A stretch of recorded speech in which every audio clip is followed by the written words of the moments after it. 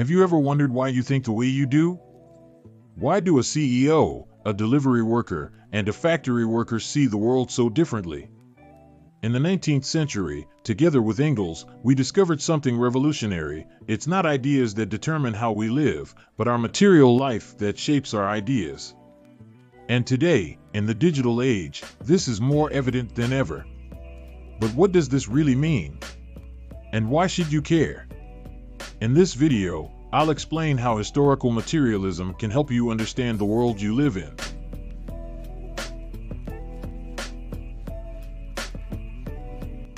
Welcome to Marx Quotes.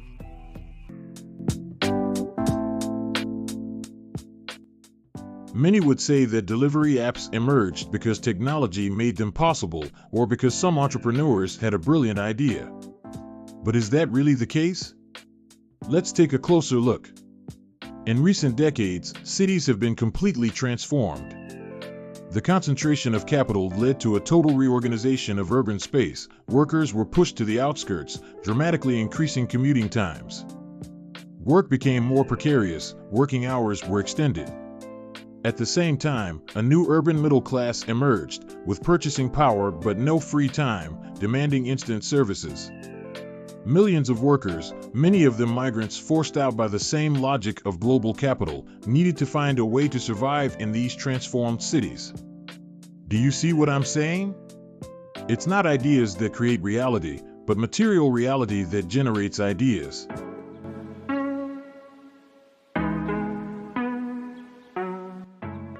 Let's think about a delivery worker today. The company calls him an entrepreneur, an independent partner who manages his own time. Those are the ideas, the representations. But the material reality is that this worker is on the streets for 12 hours because he needs to eat, pay rent, support his family. He's not out there because of his ideas about entrepreneurship, he's there because of concrete material needs. As I wrote in the German Ideology, we do not start from what men say, imagine, or conceive, nor from men as described, thought of, or imagined. In order to arrive at real men, we start from real, active men, and from their actual life process, and demonstrate the development of the ideological reflexes and echoes of this life process.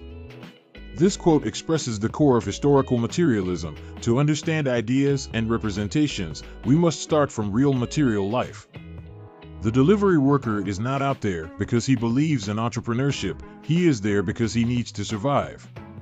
His material conditions determine his consciousness, not the other way around. In other words, it is not the consciousness of men that determines their being, but, on the contrary, their social being that determines their consciousness. Look at how this works today. Delivery companies know perfectly well that their couriers are precarious workers, but it benefits them to present them as independent entrepreneurs.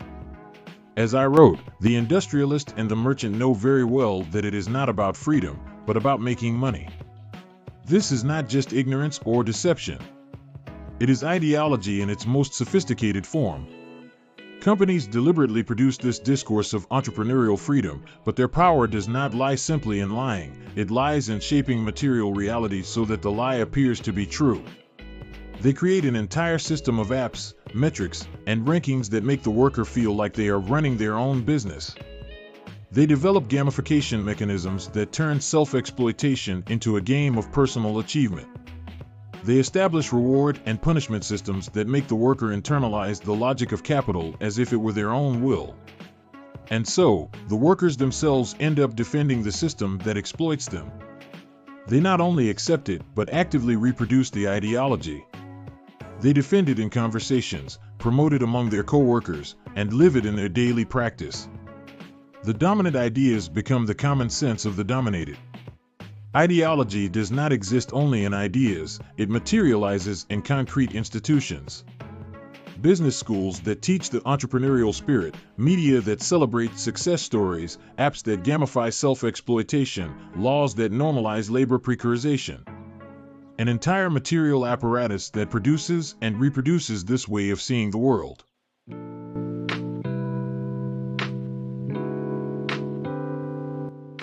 Hegel believed that history was the development of spirit toward freedom.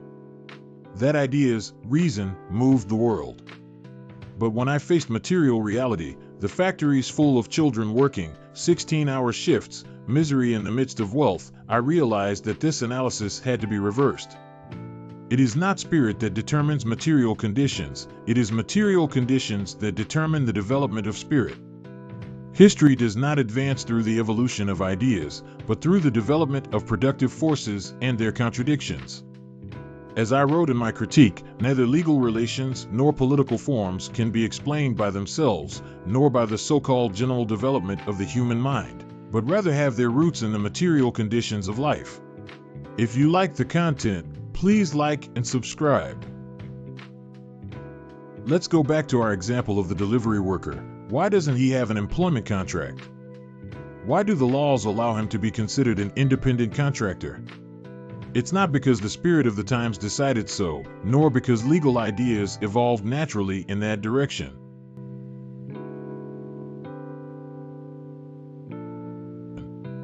It is because the material conditions of contemporary capitalism, the need to cut costs, the pressure for labor flexibility, the unemployment that forces people to accept these conditions, are what determine these legal and state forms. That's why historical materialism is much more than a theory, it's a method to understand how society actually works. It teaches us that to understand any social phenomenon, we must always start from concrete material conditions. The dominant ideas of each era, whether the freedom of the market in the 19th century or today's entrepreneurial spirit, do not fall from the sky or emerge from the natural evolution of human thought. They are the product of specific material social relations, of how